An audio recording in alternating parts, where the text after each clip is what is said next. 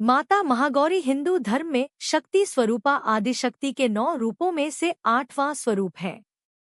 उनका पूजन नवरात्रि के 8वें दिन किया जाता है, जिसे दुर्गा अष्टमी भी कहा जाता है। माता महागौरी का स्वरूप अत्यंत शांत, सौम्य और दिव्य है। वे अपने भक्तों के जीवन में सुख, शांति और समृद्धि का संचार करती हैं।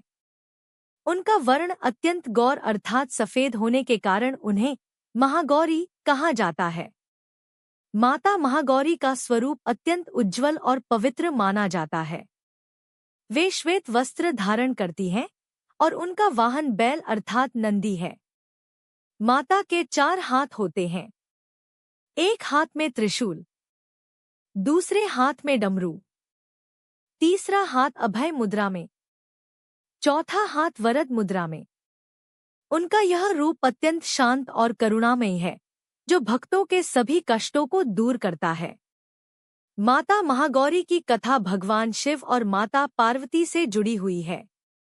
कहा जाता है कि माता पार्वती ने भगवान शिव को पति रूप में पाने के लिए कठोर तपस्या की थी। इस कठोर तप के कारण उनका शरीर अत्यंत काला और दुर्बल हो गया था। उनकी कठोर तपस्या से प्रसन्न होकर भगवान शिव ने उन्हें अपनी अर्धांगिनी के रूप में स्वीकार किया। इसके बाद भगवान शिव ने गंगाजल से माता पार्वती को स्नान कराया, जिससे उनका शरीर अत्यंत उज्ज्वल और गौर वर्ण का हो गया। इसी कारण वे महागौरी के नाम से प्रसिद्ध हुईं। माता महागौरी का पूजन जीवन में शांति, सुख और पवित्रता लाता है।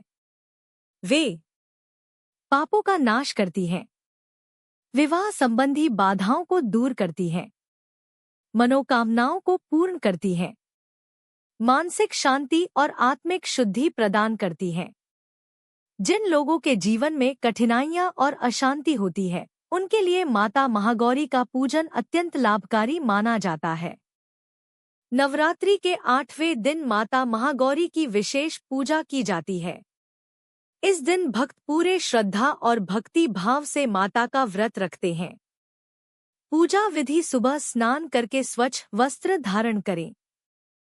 पूजा स्थल को साफ करके माता की प्रतिमा स्थापित करें। माता को सफेद वूल, अक्षत, चंदन और प्रसाद अर्पित करें।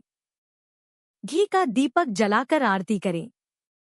दुर्गा सप्तशती का पाठ करें। कन्या पूजन करें और कन्याओं को भोजन कराएं।